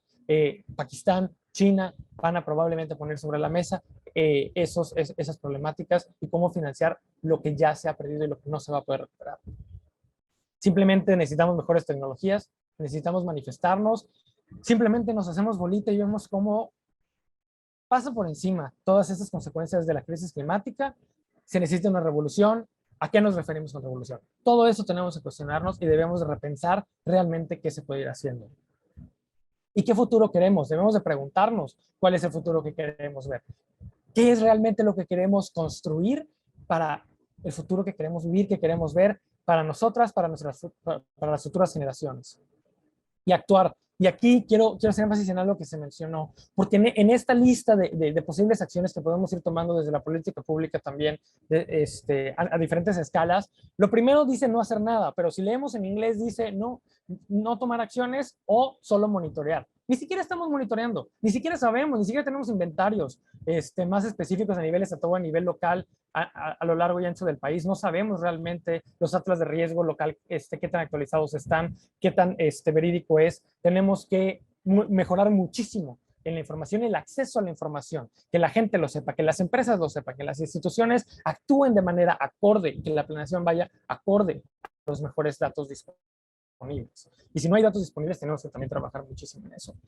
Y seguir avanzando en esta escala, realmente empezar a guiar la transformación con política pública inteligente, bien diseñada, que favorezca las acciones que sean en beneficio de toda la población y no nada más de unas cuantas empresas. Entonces tenemos que revisar eso. Y para construir y transformar, no voy a poder explicar todo lo que hace ese estudio, pero básicamente es cómo podemos transitar hacia una economía baja en carbono. Y esto es el esquema, básicamente, que voy a explicar un poquito más adelante, que nos dice que tenemos que cambiar el régimen actual, empezando por ciertos nichos, adoptando ciertas tecnologías, e ir adaptando la política pública, la cultura y las industrias, para que nos lleven hacia ese nuevo, digamos, contexto en el cual la toma de decisiones es simple y sencilla hacia lo que más nos conviene a todas como sociedad. Eso es lo que tenemos que ir haciendo. Y aquí nos señalan algunas de los sectores que están ya listos para esta transformación y para simplemente ser adoptados de manera masiva, empezando por la electricidad. Dice ahí vehículos eléctricos en específico, edificios, que fue uno de los que mencionaron anteriormente, y esas son cosas que se pueden trabajar desde lo local, desde el nivel estatal, y es muy importante que empecemos ya con la difusión de esas tecnologías y soluciones ya conocidas y ya probadas alrededor del planeta. Aquí nos lo ponen un poquito diferente, nada más para que vean que no es la única manera de tener este tipo de esquema, pero empieza igual con electricidad, vehículos eléctricos, toca por ahí algunas soluciones que sirven para edificios, para calentamiento y enfriamiento, y todo eso lo tenemos que empezar a adoptar. ¿Y cómo lo podemos adoptar más rápido? ¿Cómo se puede hacer esto de manera masiva y no estar todos descoordinados? Pues justamente organizándonos y trabajando de manera conjunta, no nada más entre sociedad civil, sino entre las instituciones, entre las empresas privadas y los diferentes sectores, tomando también en cuenta la academia, juntas. Y una de las cosas que quisiera presentarles, y aquí espero que no me equivoque en cómo poder presentarles un poquito de lo que hemos venido haciendo y trabajando desde las juventudes, es básicamente con estas cumbres climáticas que hemos estado desarrollando a nivel nacional, pero que están conectadas con el nivel internacional. Voy a tratar de compartir mi pantalla y me dicen por favor si lo pueden ver. Esperen, creo que no lo puse de tal manera que lo puedan oír. Así que, y por cierto, si me pueden decir cómo voy de tiempo, para también saber si tengo... 2 minutitos, Jorge, por favor. Ok. Bueno, no me permite compartir con sonido, pero sí quisiera decirles que estas cumbres locales que hemos estado haciendo a nivel nacional en México desde 2020 han sido en colaboración con... el video por alguna razón no está avanzando. Pero estas cumbres han sido en colaboración con diferentes organizaciones de todo el país, no nada más juveniles, sino de las más reconocidas a nivel nacional, que trabajan en estos temas. WRI nos ha apoyado, WWF, y todo esto ha permitido capacitar a las juventudes, que se escuchen sus voces y que se lleven a la discusión a nivel nacional. Y sí, el video me está quedando completamente mal, decidió no avanzar por ahora, ya lo había probado antes, pero quiero decirles que esto que se trabajó en México no se está quedando en esos eventos, se está llevando a la toma de decisiones, se está llevando a la actualización de las NDCs con la Semarnat y se llevó también a la RCOI en Costa Rica, donde se discutió toda Latinoamérica cuáles eran las decisiones de las juventudes de diferentes países de la región. Creo que una delegación de 10 personas de México llevando estas voces, y todo esto. Aquí todavía obviamente no hemos llegado a la COP17, que será en Egipto, pero en la COP16 en Glasgow, esas visiones se llevaron a los niveles más altos de la toma de decisiones con las personas que estaban directamente influenciando la COP en el más alto nivel. Las voces de las juventudes se están llevando a nivel internacional a las COP, a la toma de decisiones. Y ese es el trabajo que hemos venido haciendo.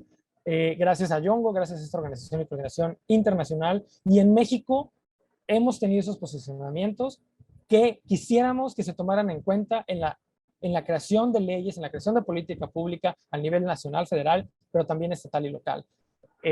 Todos esos documentos son públicos, se les pueden hacer llegar a quien los quiera ver. Y ahora sí, con un poquito de tiempo extra, nada más muy rápido, tenía este link abierto con esta gráfica, porque justo preguntaban de, bueno, ok, en México sí podemos hacer ciertas cosas, están trabajando, las fronteras estamos trabajando, pero bueno, los países que más emiten, ¿ellos qué están haciendo? ¿no? ¿Cuál es su responsabilidad también? Y aquí lo que quería señalar es que tenemos que romper con esa visión y con ese esquema de que, es que los países ricos son los que tienen que hacer y son los únicos que pueden hacer. Y nosotros que somos país en vías de desarrollo tenemos que seguir contaminando primero y ya después podemos hacer más. No, de hecho las rutas de desarrollo están cambiando por completo. Los países que han venido detrás no tienen que repetir los errores de los países ya desarrollados, los países que básicamente están destruyendo los ecosistemas, que están contaminando. No tenemos que seguir la misma ruta. Podemos ir por una ruta baja en emisiones gracias a las tecnologías que hoy por hoy no nada más son bajas en emisiones y mejores para la salud, son más baratas. Nos conviene a nivel individual, local, estatal, adoptar esas tecnologías porque son simplemente mejores.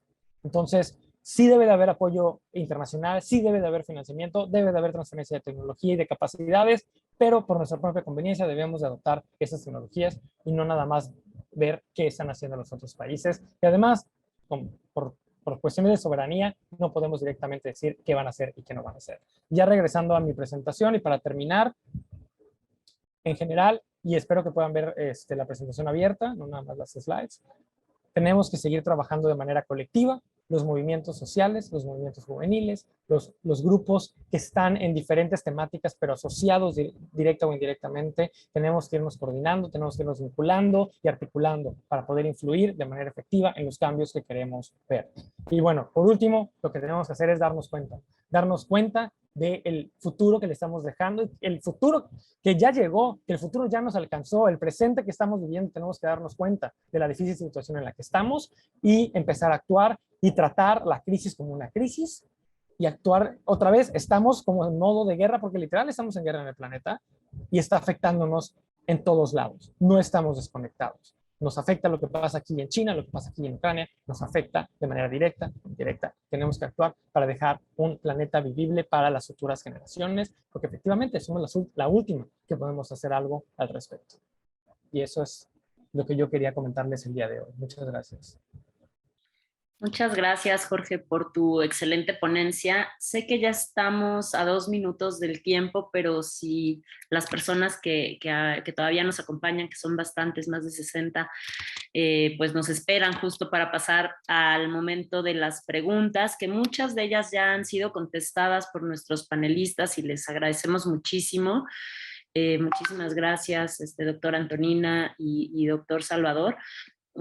Ahí te invitaría, Jorge, si puedes ir respondiendo para que no se queden algunas, pero daría lectura de manera muy rápida a algunas de ellas, ¿no?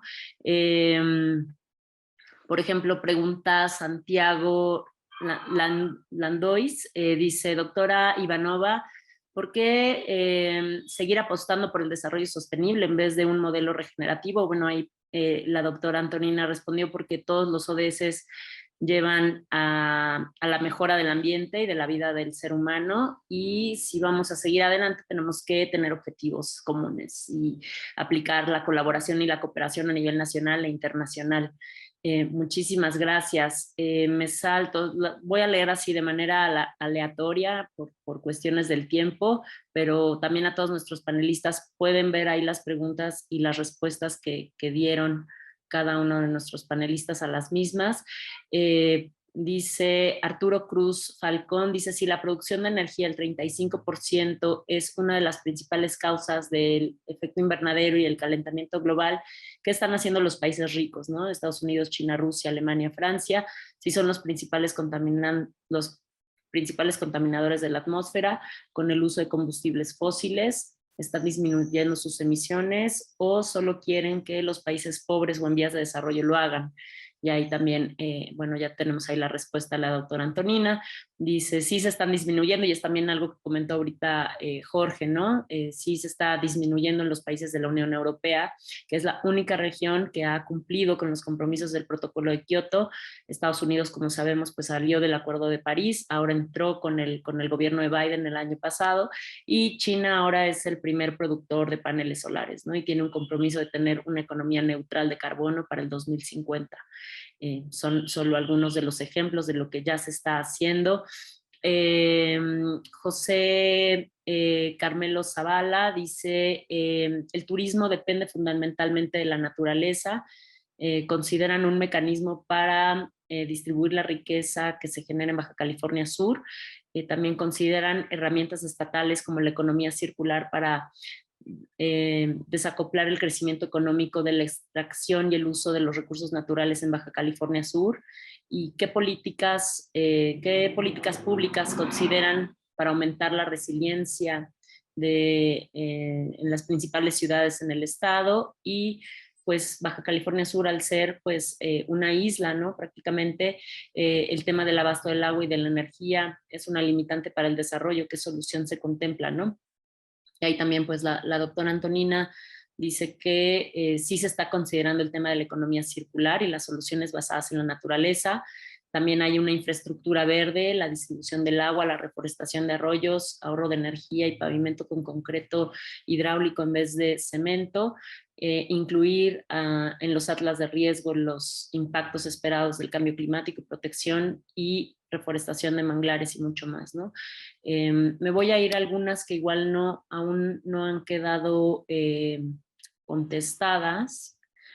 Y también agradecer que nos sigue acompañando la bióloga Lourdes, por si también quisiera dar respuesta a algunas de estas preguntas que han ido dejando, también con mucho gusto. Por ejemplo, bueno, ahí Jorge ya está escribiendo la respuesta de Benjamín Nguas Vélez. Dice, ¿podrías mencionar la referencia para decir que México ha hecho muy poco para mitigar el cambio climático? Y bueno, ahí ya Jorge está dando su respuesta. No sé, Jorge, si quieres aprovechar y abrir micrófonos y comentarla. Sí, claro, puedo responder. Estoy por compartir el link también hacia el Climate Action Tracker, el reporte de México. Honesta y sinceramente, las metas de México son no solo poco ambiciosas, están completamente fuera de lugar. México está prometiendo en su NDC ni siquiera reducir emisiones para 2030, sino aumentarlas nada más un poco. En realidad no son emisiones, no son reducciones de emisiones para 2030 lo que plantea México, y hay mucho más que puede hacer, dada, digamos, la situación geográfica del país y los recursos naturales que tiene disponible, por ejemplo, con la energía solar, que desde 2017 se generó la energía más barata del mundo en México, con las subastas eléctricas que se cancelaron. Entonces, México tiene la capacidad para reducir muchísimo más de lo que lo está haciendo desde hace varios años, y sus metas a mediano y largo plazo, otra vez, completamente alejadas de lo que nos dice la mejor ciencia disponible. Creo que el reporte del Climate Action Tracker puede ser un muy útil comienzo para ver esto. Excelente, muchísimas gracias. Sí, adelante, bióloga. Hola, estaba yo escuchando, bueno, leyendo, no terminé de leerlo, empecé a contestar escribiendo, pero mi mano no está muy ágil, entonces creo que prefiero contestar de manera más o menos corta sobre una pregunta que hizo alguien de que qué está haciendo la CEPUIM para creo que era dirigida a las vías ciclistas, como que el medio ambiente lo tenemos alejado, olvidado. Bueno, yo lo que tengo que contestar es, 1, el gobierno del estado está trabajando por crear, o sea, este gobierno heredó un andamiaje legal prácticamente nulo. No existen leyes ambientales que fortalezcan y den una política pública para la toma de decisiones y para poder tener acciones para encaminarnos a la protección del medio ambiente, para combatir, abatir, disminuir, etcétera, los efectos del cambio climático. Tenemos una ley del equilibrio ecológico del año de la pera, en 1996, me parece. Afortunadamente ya logramos tener una propuesta de ley y está en la Cámara, en el Congreso, que ahí agradezco al trabajo de la Cámara, del diputado Fernando Hoyos, que nos hizo el favor de fortalecernos ahí, nos echó la mano. Se está también trabajando ya dentro de la Cámara, ya se ingresó la propuesta de manejo de residuos sólidos urbanos. Todos estos temas, pues, tienen que ver con el cambio climático. Pero el caso es que estamos faltos de ley y ahorita, desde luego, pues un gran problema con el que nos encontramos es no tenemos leyes, por lo tanto tampoco tenemos qué hacer con el cambio climático, y por eso justamente uno de los trabajos que hemos hecho fue contactarnos con Polea, gracias, y Polea, tuvimos la fortuna de haber sido admitidos por Polea, porque yo creo que parece ser que están muy demandados porque tienen una gran calidad en su trabajo. Y bueno, y el Reino Unido, pues tiene actividades políticas de permitir a través de sus recursos financieros, en fortalecer a los, pues no sé si es a los países o a quien menos financiamiento tenga, promover y fortalecer justamente las cuestiones ambientales, ¿no?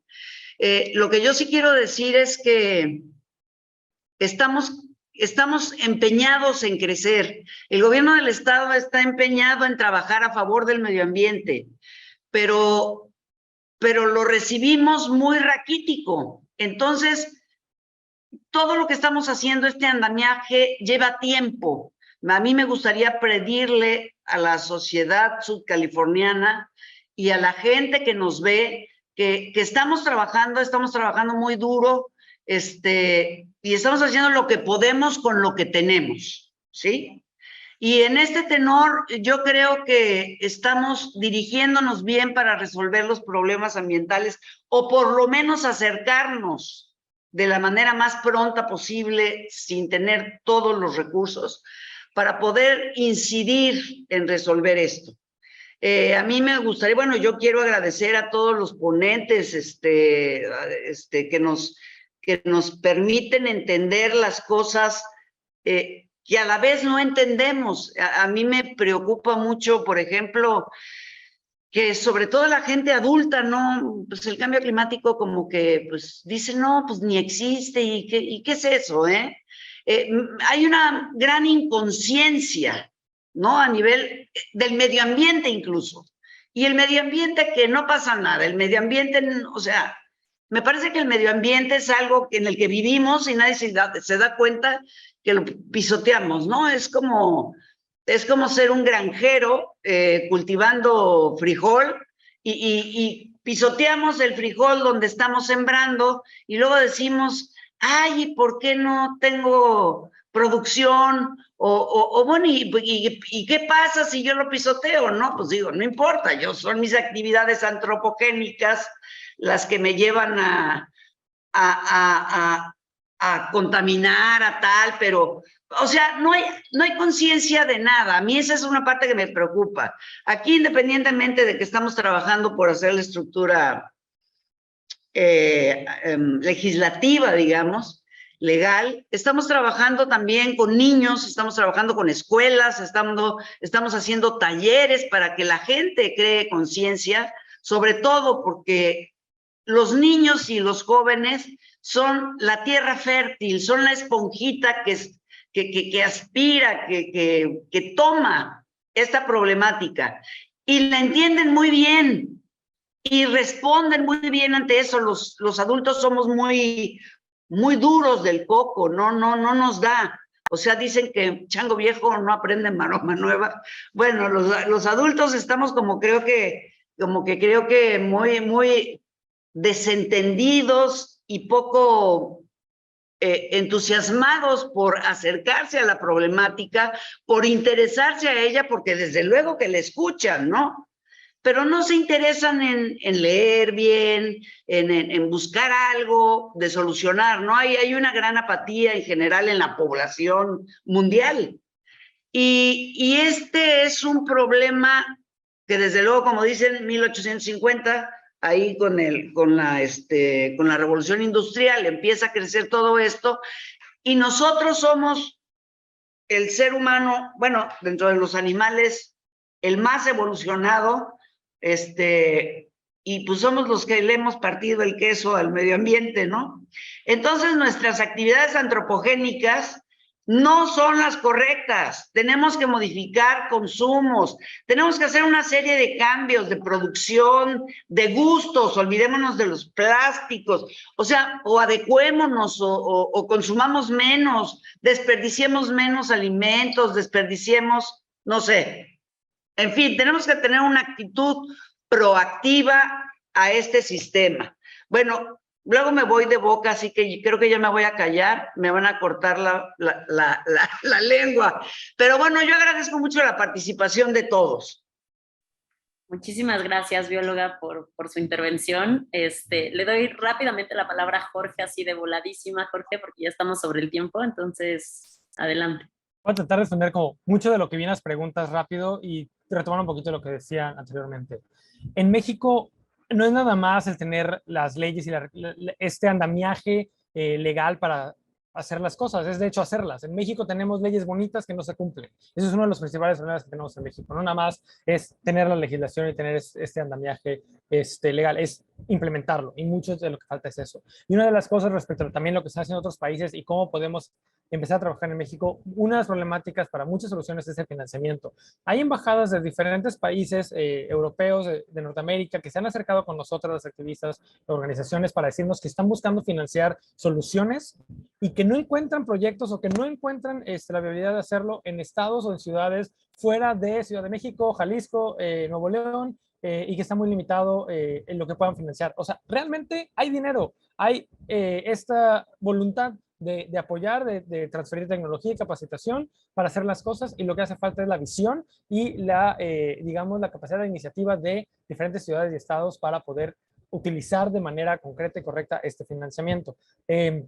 Desarrollar los proyectos que puedan hacerlo. Y hablando de esto y del tema de desigualdad que se menciona, el tema de corrupción que se menciona, desarrollar proyectos bien hechos van a atender estas diferentes cuestiones y se tiene que ver desde esa visión siempre. Una desigualdad enorme es que el 80% del presupuesto para transporte va hacia el auto, que es el 20% de la población más rica quien más se va a beneficiar de esto.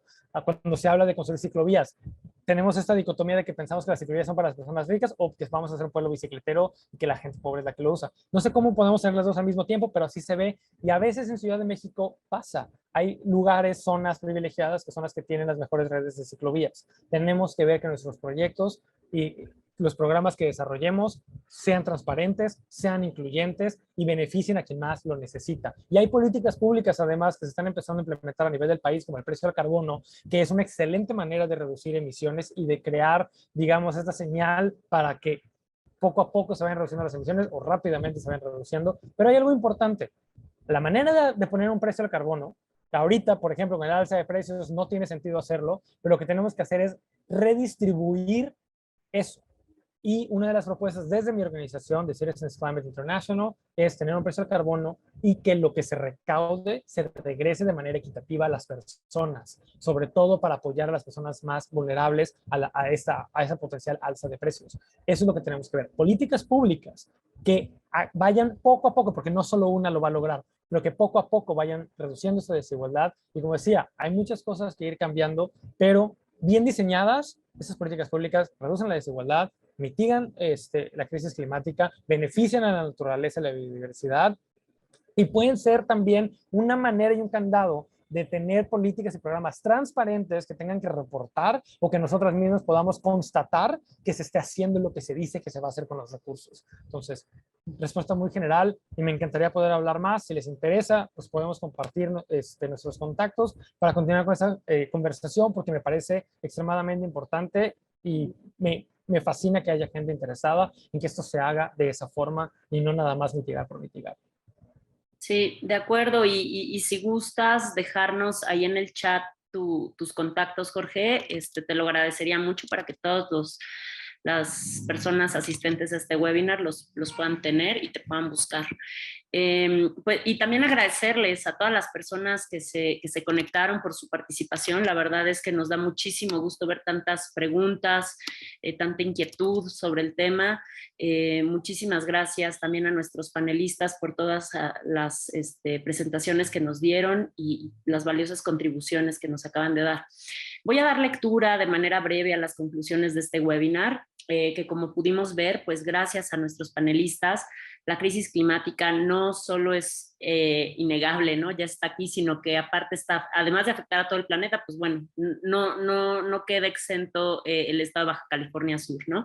El acceso a la información, la participación pública, la sociedad informada son el eje fundamental para la implementación de acciones efectivas que permitan hacer frente al cambio climático, y para ello es sumamente necesario contar con un marco normativo sólido y acorde a las características y necesidades de cada estado, ¿no? Como bien nos ilustró la doctora Antonina, los efectos adversos del cambio climático se han manifestado en todas las regiones del planeta y estos efectos no se han manifestado de la misma forma. Hay países en vías de desarrollo y especialmente en las zonas costeras que se encuentran particularmente más vulnerables a estos impactos y al incremento que la temperatura pues trae consigo. Por ello es cada vez más necesario incrementar los esfuerzos para afrontar las causas del cambio climático y adaptarnos. En ese sentido es sumamente relevante la planeación nacional y la cooperación internacional. La participación de las comunidades es fundamental para potenciar la acción climática, por lo que debemos trabajar en empoderarlas, darles información adecuada para que se involucren en los procesos de planeación, de implementación y monitoreo de los instrumentos de la política climática. Como bien nos indicó también el doctor Salvador, el aumento de la temperatura que ya experimentamos representa severas amenazas para Baja California Sur, sobre todo para el tema de sus recursos hídricos, supone pues justamente un mayor riesgo de inundaciones costeras, acidificación del océano, el aumento en la frecuencia, la intensidad de los ciclones y la pérdida de vegetación, impactos en los sectores agropecuarios, pesqueros, el turismo y bueno, obviamente es muy importante involucrar a la sociedad del estado. En este aspecto es fundamental enfocarnos en tomar decisiones adecuadas, lo que logrará unir esfuerzos entre la academia, la sociedad civil y el gobierno para fortalecer la información técnica asociada a estos impactos del cambio climático, así como para disminuir la vulnerabilidad a la que estamos ya expuestos. Y en este sentido, la participación de las juventudes es crucial, como lo mencionó Jorge, pues los retos a los que nos enfrentamos demandan un cuestionamiento temprano y constante, atendiendo paralelamente a la disminución de las desigualdades, pues están exacerbadas tan como citadamente pues justamente en el tema de la vulnerabilidad a la que nos enfrentamos.